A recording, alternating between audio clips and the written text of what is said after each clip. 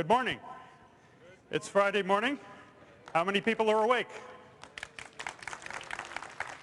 It's great to see such a good-sized crowd here on the last day of the conference. I hope you have a good day today. We have a great show this morning. I'd like to bring on Dave Payne, Manager of the Developer Tool Applications Group, and he's going to talk about debugging. Thanks, Godfrey. So, did you all enjoy our campus last night? Nice place, isn't it?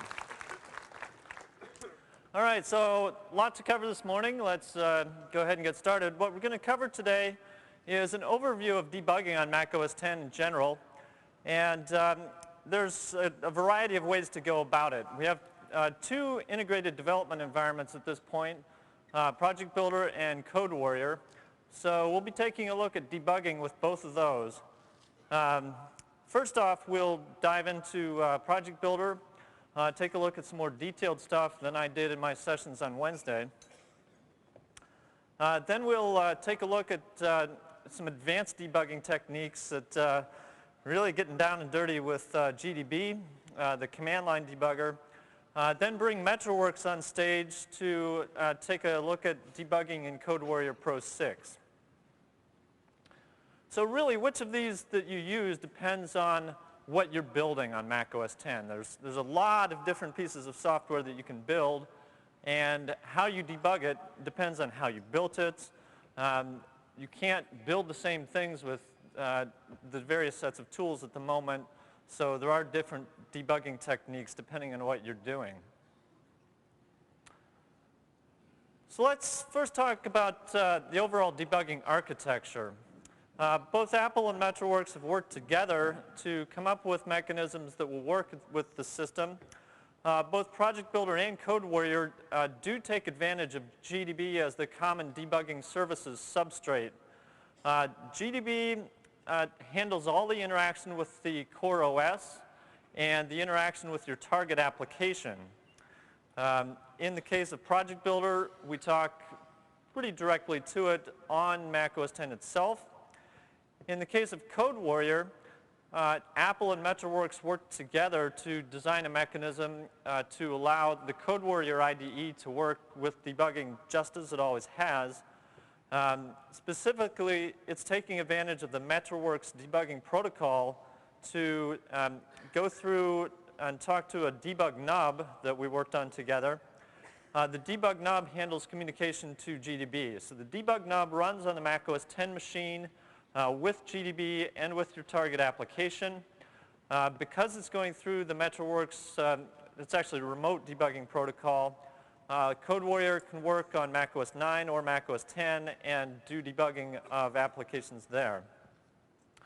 But again, which one you use depends on what you're building.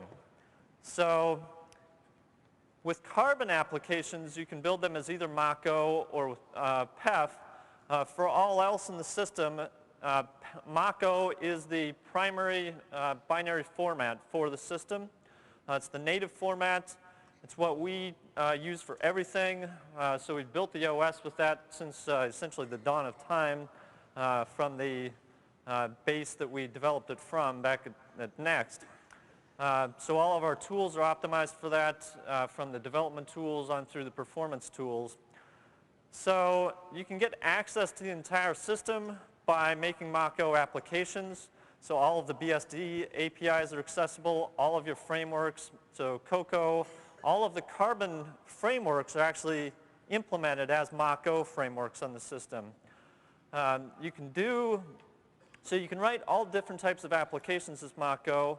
If you're writing, say, an IO-Kit module, so a device driver or kernel extension, you would do that in Mach-O as well. You can use Mach-O in a PEF application by doing a Mach-O plugin, CF plugin, that loads transparently. You don't have to know that it's Mach-O, really. So the new Project Builder IDE fully supports development with Mach-O. GDB supports debugging of that. MetroWorks will be working to provide a full Mach-O development suite as well. So you'll have that option as well in a future release of MetroWorks. Your other option for carbon binaries is to develop a PEF binary. That's the native format on macOS 9. We've provided a code fragment manager to load PEF containers on macOS 10 to provide transitional support for carbon applications coming in. You can have one of these PEF binaries can actually run on both macOS 9 or macOS 10. Our preference actually is that you use the new bundle packaging scheme to come up with an app package that you can take advantage of localization and everything else from the app package. You can have a Mako binary for macOS 10 and a PEF binary for macOS 9 and be double clickable on each. But PEF alone is an acceptable option. To do that today, you would use CodeWarrior to do that.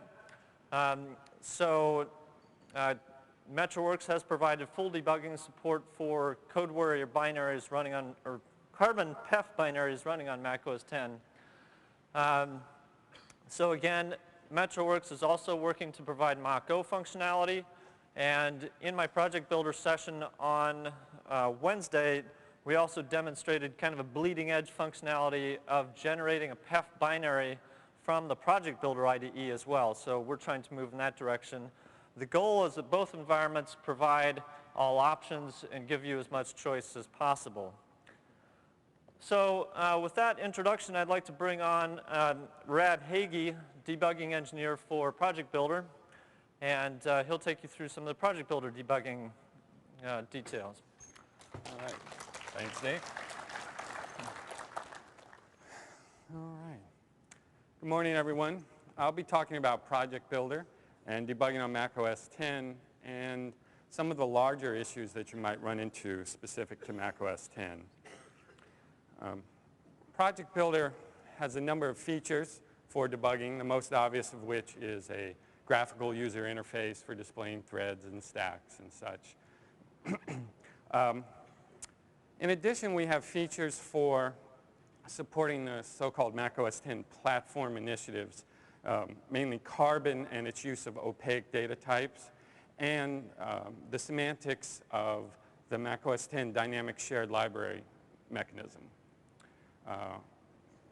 Because we encourage the use of frameworks and shared libraries, Project Builder supports cross-project debugging where one project can build the framework and another project can use it. And then finally, we have a full breakpoint support. So we'll be talking about each of these in turn. And first, let's start off with opaque data types.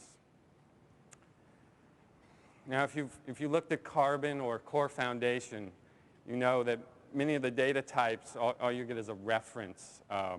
You don't know what the actual structure of the data type is. And as a developer, you can appreciate the advantages to hiding your implementation so you can change it later on. But it's also difficult to debug with opaque data types or abstract data types because you can't look into them. So how can we debug these in the macOS 10 environment? Well, we have to change our approach a little bit. Typically, a debugger reaches in and looks at the state of data structures, but you can't do that with opaque data types. So what we can do is we can take advantage of the debugging system on macOS 10 and run functions during the debugging session inside the debugged process. And these functions can inspect and provide information about the state of these data types. Principle one in Core Foundation is cfshow, which gives a textual representation of the CF data types, dictionaries, and strings, and so forth. In Carbon, there are a number of functions specifically there for debugging. Many of them take as a parameter a data type such as a dialog, a menu, or a window and print out information. Some just print out information about the application as a whole, like print resource chain prints all the information about the resources active at the moment. And then there's some in the quick draw framework that instead of providing a textual information, provide a graphical information such as flashing a clip region or visible region, which actually is a lot easier than looking at numbers representing pixel positions. So now let's talk a bit about shared libraries, and we use the term dynamic shared libraries or DLibs on Mac OS X to emphasize the specific semantics of shared libraries on Mac OS X. They come in, well, we say two types, but it's more of two ways of representing on the file system, a standalone shared library or a shared library packaged inside a framework. And if you worked with shared libraries, you know that if you have multiple versions of them on your system and you start running your application and debugging with the wrong version, you can waste a lot of time till you come to that realization. So how do we avoid this problem? The general question we want to explore is that on Mac OS X, shared libraries and frameworks are designed to be installed at a specific location. And how do you do development when you don't want to install them?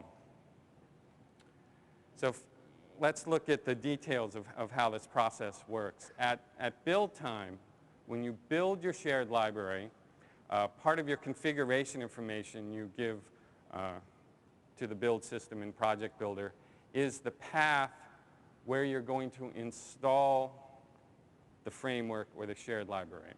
And that path is independent of where you actually build it. At build time of the executable, the static link editor, LD, takes this install path from the shared library and records it in the executable. So that at runtime for the executable, the dynamic editor then has a very easy way to find the shared library. It's been told, here's the path where to look for it. So that's very efficient, but during development, there are a couple reasons why you wouldn't want to install your shared library or framework. The first is, as a developer, you're probably running as your own user ID with permissions that don't allow you to actually install or modify files inside the file system. Usually that's done as root or administrator. The second reason you may not be able to install a shared library is, well, you've already got one there. You've got a stable version of your system, and you as a developer want to move forward on your own set of code. And therefore, you want to develop and run and compile with your own copy of the shared library. So at the lowest level, here's how we can address this. There are various environment variables that control how the dynamic link editor, DYLD, accesses and finds shared libraries. And if you do end up using these, you should consult the manual page, man DYLD, and find out all you can do with the dynamic link editor. If you're also going to MacHack, might provide some interesting tips. If you do this, be sure to be aware of the GDB command info shared libraries, which prints out all the shared libraries used by the debugged process. Once again, we're just trying to save you time from debugging the wrong thing. If you use Project Builder, we take care of all this for you so that you can just build your projects and click the Run button or the Debug button, and we run with the right versions. And we'll go into detail about how to set up Project Builder to do that. As a heads up, coming down the road, we're really encouraging using the app packaging model. And one of the things we plan to put into the package are private frameworks used by the application. We're not quite there yet, but the intent is you can the application will be completely self-contained.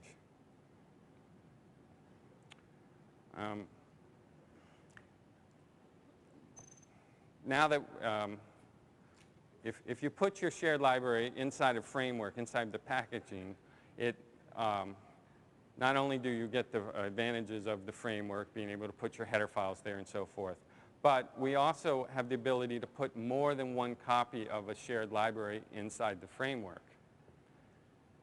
Typically, these are binary files, or the shared libraries are implement the same set of API. They're the same version, but they're just compiled differently with different options tailored towards specific operations you might want to do. So the standard version of a shared library is optimized code, minimal symbols. That's what's used at runtime and for deployment. The debug version is tailored towards the development process and doing runtime error checking. Core Foundation and Carbon do extra checking of parameters. They can do internal state checking to ensure consistency, that the APIs are used correctly. And finally, there's a profiled version, which is used with the profiling system. Again, the low-level environment variable that controls this is DYLD image suffix, but Project Builder allows you to access these directly. All right, so now we'll talk a bit more in detail about Project Builder itself, go over how to configure things, breakpoints, and then we'll have a demo.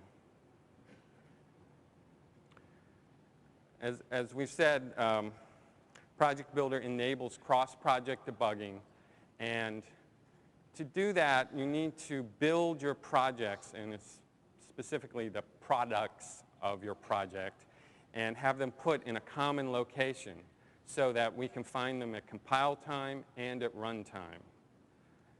And we'll go over in the demo how to do that. We use the term executable for the thing that you're going to debug.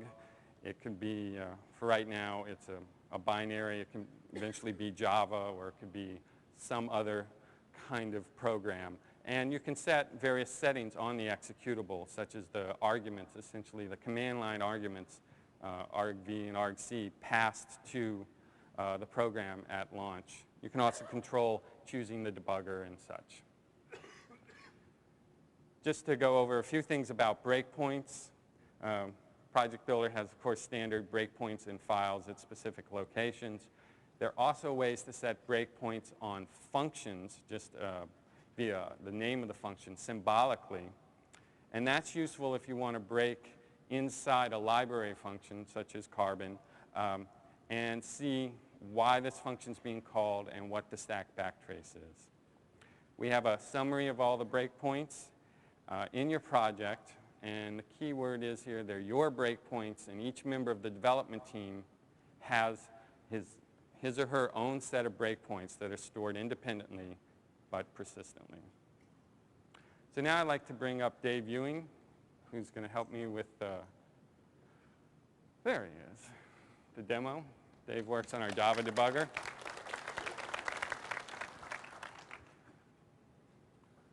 All right, if we could have all right, demo 3. All right, first let's look at the preferences, the build preferences in Project Builder. And the key here is just wanting to show you that there are two settings, which are file system paths, which are where you build. And this is very important to set for cross-project debugging and runtime settings so we can find your frameworks. Okay. Now let's look at the Targets tab. A target has many settings, and a target logically has an executable or a set of executables. You can add your own if your project builds a library, or if you're working with a legacy project, so-called, that uses the make system. It's an open source project. You can point Project Builder to the executable you want to run. Down at the bottom, you can see 3 tabs that control the settings for the executable, arguments, Let's go to debugger just quickly. We know most cases what debugger to use. There are various corner cases if you're debugging Java and you've got native code and you want to use the GDB debugger. That's what you'd come here and select that. And then there's a runtime tab. I should mention that this version of Project Builder is post DP4. The runtime tab isn't on there. But it gives you an idea. We can now select which variants of the system frameworks to use, standard, debug, or profile. And all right, so let's go back to the arguments tab. Great, and we've added some arguments there, and let's select the trace and crash option, and we'll run with it. This is appearance sample. It's the standard example. We've just added a few features to look at these arguments. If you see, we go to the slider and just move the slider a little bit. We're printing out the value of the slider. The trace option controls that. And if we move the slider all the way to the left, it's too big and we've crashed. Just to note how to read the output here, it says that your program is exited with a signal. That's the Unix way of saying there was an error, in this case a bus error, which means we've referenced some memory that we shouldn't have. All right. Let's quickly look at the breakpoints tab. Just so you know, lists the breakpoints in a file. If you double click on it, it'll take you to the file and show you the breakpoint. Good way to navigate. Breakpoints in Project Builder can be enabled or disabled. A disabled breakpoint remains in your persistent set of breakpoints, but it's not used by the debugger. It's a good way to keep breakpoints around but not trip over them every time. All right, now let's fire up the debugger. All right, we'll make it a little bigger. All right, and if we move the slider this time, we should trap on the breakpoint, get a list of threads in the stack we're in and variables. All right, let's step just a little bit to show you. Can you close up the console, Dave, so we can, there we go. You can see the local item value changed. Now, this is C++ program. There's the implicit this pointer passed to each method. The way data is displayed for C++ objects is each superclass of your, its member data is represented as kind of a pseudo structure that you can disclose. Now we see there's a F dialog pointer, and if we want to look at that, we say, oops, we don't have the type information for that. That's an opaque type. So how would we go about seeing what information about this particular dialog? So right now, we bring down the console, and we can talk to GDB directly. And Dave's going to enter the magic command. We tell GDB to call a function in the inferior. So this function is actually going to be executed by the debugged process in its address space. And GDB is going to evaluate symbolic arguments like F dialog and pass, essentially set up the calling call site to call this function. And you can see now we've got some information about the dialog. And let's just let's do print resource change just to show kind of some global information that you can get from Carbon. Double check here. Okay. All right. And tell you what, we're running a little short, so let's just demo the symbolic breakpoint just to show you how that works quickly. So you click New, and you get a text field to enter the name of a function that you'd like to break at, and you can just select some text in your code, paste it in there. And now if we continue, we see that we hit that and can crawl up the stack to find what we want. Okay, I think we're running a little short on time, so thanks, Dave. If we can go back to the slides, please. All right. Just a note about what we're planning in the future. You know, project builders are work in progress. We know we have a large constituency, and each group has different needs. Some want low level, some want more high level. And we've planning to do all that in the coming months. Dave's working on Java debugging, which is coming along. So later on, we'll be giving you the email list and for feedback, and we'd really appreciate any feedback on the debugging system, and specifically what features you'd like to see in a priority order so we can get them to you when you need them. All right. Now I'd like to bring up Clee Dinas. He's our GDB expert. Hey, Clee. All right. Hi, I'm Clee Dinas, and as they mentioned, I'm one of the GDB engineers at Apple. I'm here to talk a little bit more about the role of GDB in our system, some situations where you might find it useful to use it, and sort of our plans for its future role in the system. Basically, the role of GDB in our system is very simple. GDB is the max bug for Mac OS X. Really, it fulfills the same roles in the system that MaxBug fulfilled on Mac OS IX. Our intent is that it be something that's available as a foundation for other debugging environments, and also that it be available as something that you may choose to use for low-level debugging. But it's our intent that it never be something that you have to use at a top level.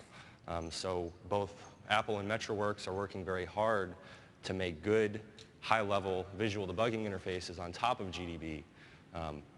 And we're certainly working to make GDB features available at higher levels, but it's our intent that you never have to use GDB at a command line level unless you choose to do so. So first off, I'd like to go a little bit into why we chose GDB as the foundation for our debugging system. First off, GDB is a very good low-level Unix debugger. In the Unix world, it's basically the standard low-level debugger. It's been around for over a decade. It's very stable. It's very mature. And it's got a huge developer base, not just within Apple, but throughout the entire Unix community. It's also a very extensible debugger. It's got a very configurable command language. It's got the ability to support plugins, and since it's open source, it's got the ability to add new commands and features whenever you might need them. And finally, it's got a good foundation to support building higher level debuggers on top of it. So it's got a good programmatic API, and it's got a good way to enable other programs to talk to GDB in a way that can be managed from other programs without having to make GDB visible at the top level. That said, what I'm going to be talking about a little bit is some reasons you might choose to use GDB from the command line today.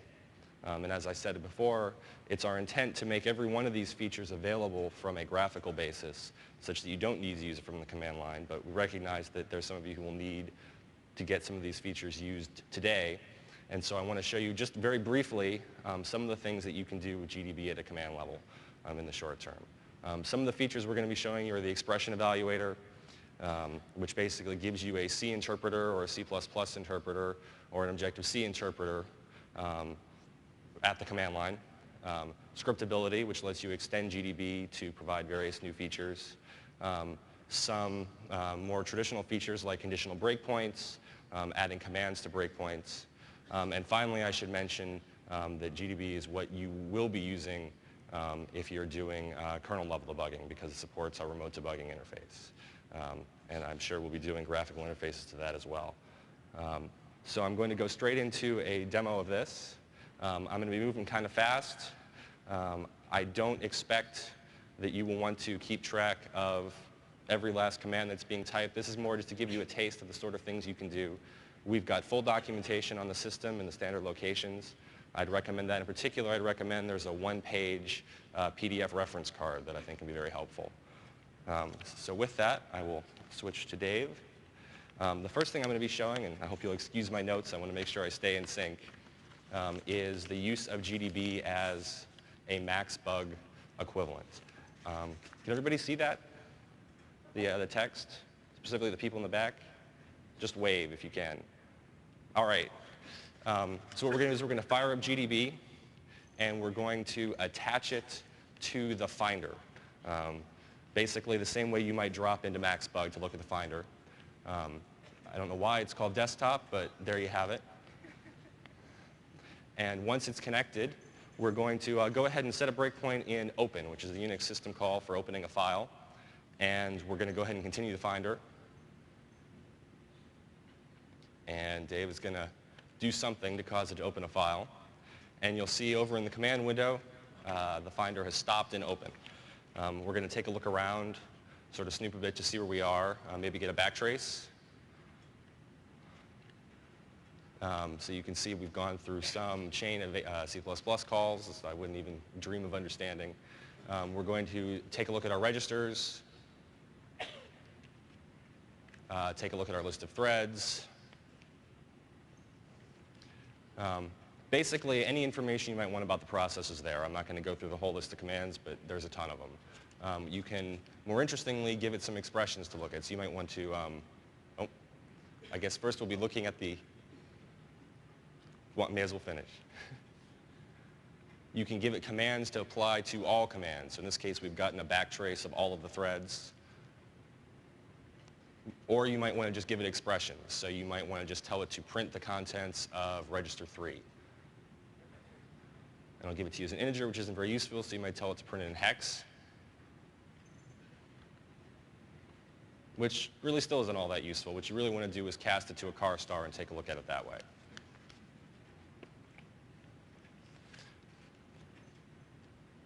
And I'm not going to go too far into the expression, but basically anything that's a legal C expression is also an expression that you can type here, including function calls, commas, anything you feel like. As long as it's not a statement, you're good to go.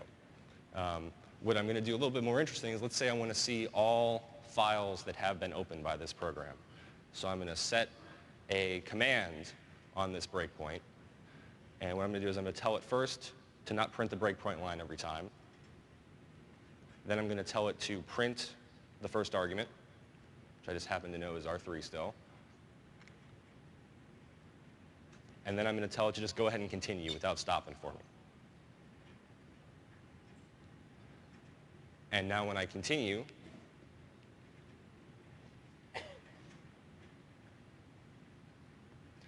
I can see all the files and all their gory detail that's being opened.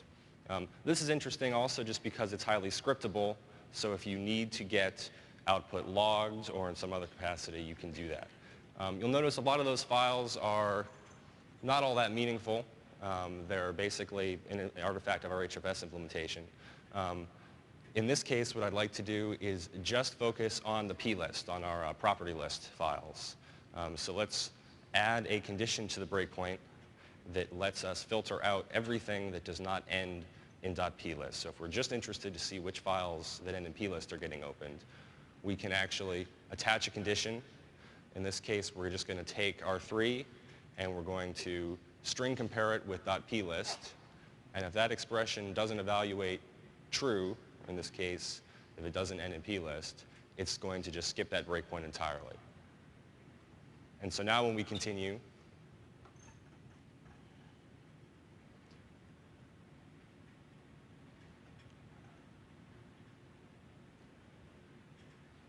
now we just see the plist that are being loaded by the system.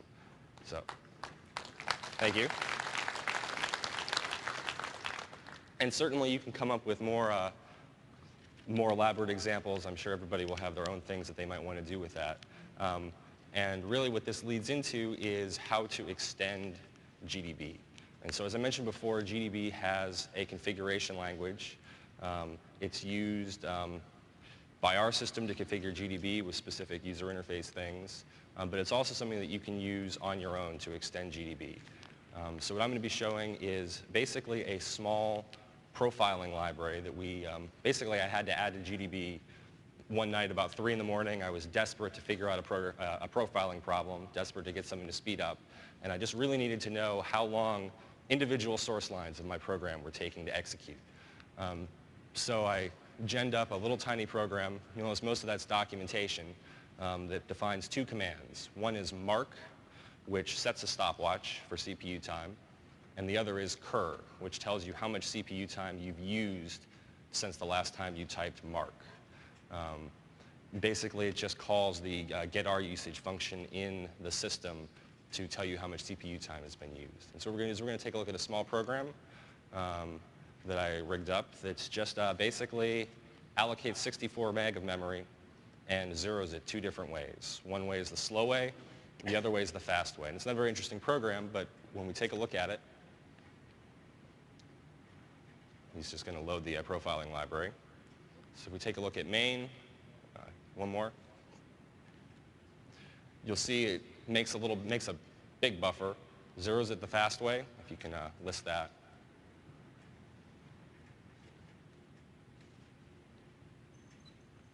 And then list the zeros at the slow way. And what we'll find is that when we run this, I'm sorry? Oh, I'd love a breakpoint. Thank you. That'd be very good. When we run this, we're going to step forward to where we want to end up. We're going to step to right before the fast 0. We're going to set a mark. We're going to step over fast 0. We're going to step over fast 0. We're going to allocate 64 meg, and then we're going to type cur to see how long that took. It should take about half a second. Now we're going to reset the mark.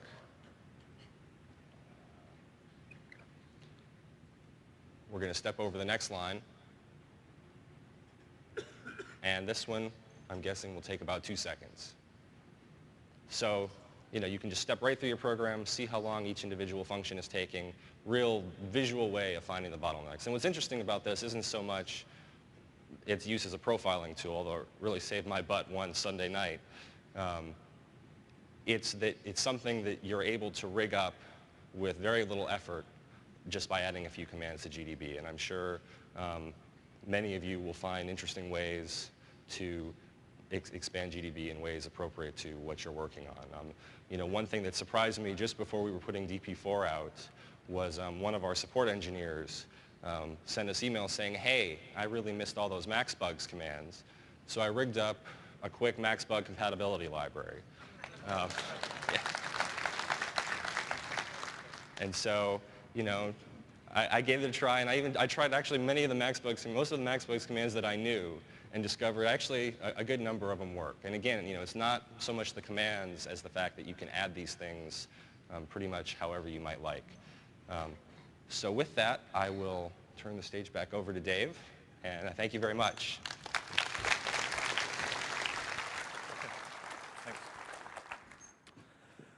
All right, thanks, Clee. Thanks, Dave. Thanks, Rab. So we hope what you've seen here is that underlying the system here, we've got a very powerful command line debugger. We weren't trying to scare you with a lot of the low-level, skankiness we were typing in here, but more intending to show that the power is there. This is an open source debugger, so I believe if the sources aren't already in Darwin, they're going to be, and available through other means as well. But we have intent to provide a lot of this functionality through the new Project Builder interface. For those of you who haven't previously heard about this, with previous developer preview releases, we had a Project Builder on the system. That wasn't really sufficient to meet our needs, so we've completely rewritten it from scratch for DP4.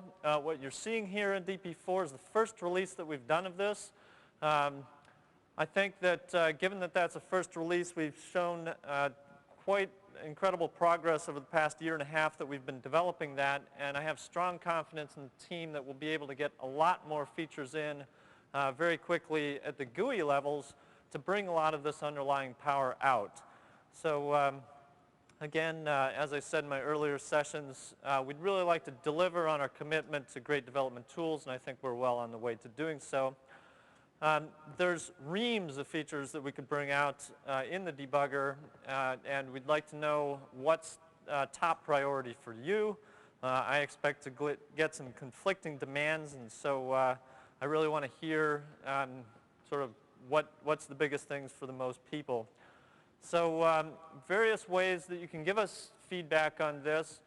We've put in place a public email list for Project Builder. I checked this out last night. It is online at this point. So in the area that list addresses are set up for Apple, Project Builder-users at public.lists.apple.com. That's for the community to discuss Project Builder usage. Feedback that gets directly back to us, this is the great place to send me and the team requests, is the macOS 10-tools-feedback at group.apple.com address. For support with Project Builder, there's also the DTS site and email list there. And as we talked about, Project Builder will be available through the quarterly tool CDs to Apple Developer Connection Program members. Updates will also be available on the web. We haven't done one of these yet, so I'm sure there will be a few logistics to work out for that. And with that, I'd like to now turn the stage over to our colleagues from MetroWorks, specifically Ken Ryle, the lead engineer on debugging at MetroWorks. Thanks, Dave. Well, if you were here at our session last year, we talked about debugging on macOS 10. And at that point, Apple had helped us put together a debug nub that let us debug remotely from a macOS 9 machine to macOS 10. And we've been busy since then bringing CodeWarrior to macOS 10. And so today I'd like to talk a little bit about what we've got now. This is all on a beta CD of the Pro 6 tools that we've been handing out here at the show. The actual tools will ship later this year, but the CD has tools that you can start now building and debugging applications on macOS 10. So what's really new in these tools is that the IDE is fully carbonized. It runs natively on macOS 10, and you can do single machine debugging.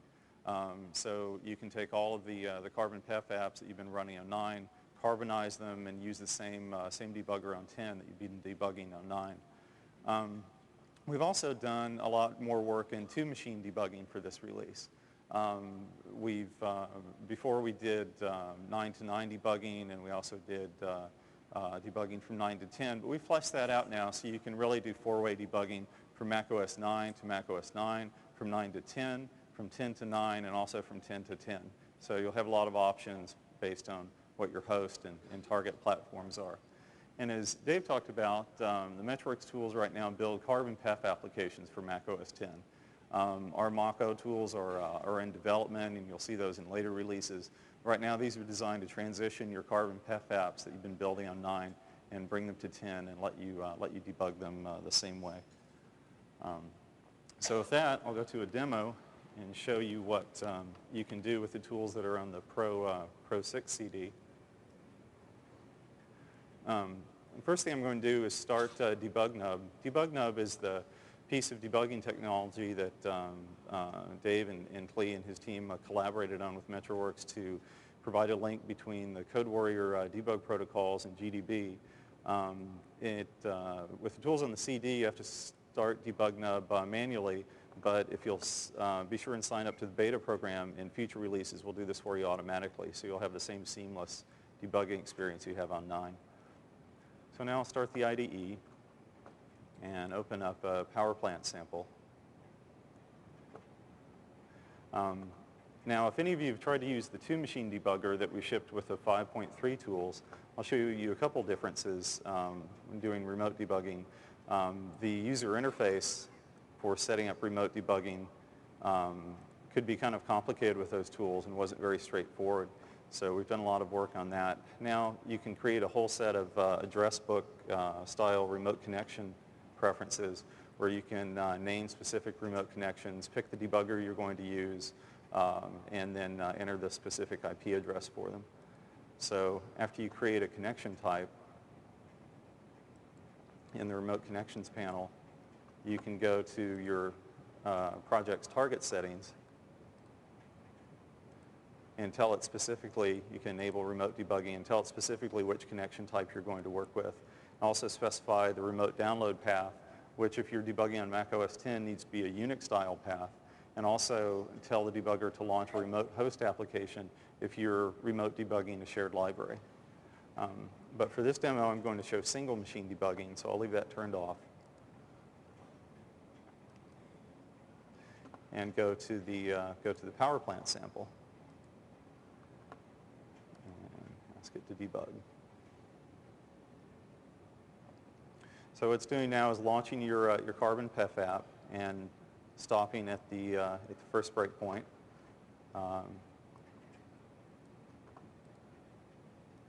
Resize a couple windows. So at this point, you're in the same CodeWarrior debugger that you've been using on 9. You can do all the normal things, step, set breakpoints, look at variables, look at registers, processes, all the same user interfaces here available to you. And set breakpoints, run to those, and then we continue running. We have our power plant appearance application. And I'll find the source that creates a new window and set a breakpoint here.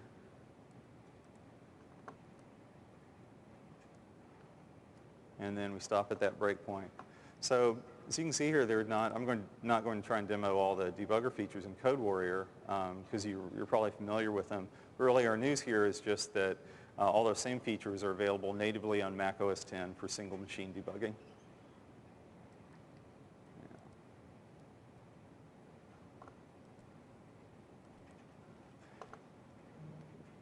So that's really the demonstration that all the same things you've been used to doing on 9 can now work on 10 and CodeWarrior. We're also in the future working with Apple to provide an interface to some of the advanced GDB features that Clee came out and talked about. So we'll be extending CodeWarrior debugging support on 10 to let you do some of the things that GDB makes possible on 10 that weren't really very easy to do on 9. So we'll be extending the user interface to let you do those things from inside CodeWarrior as well.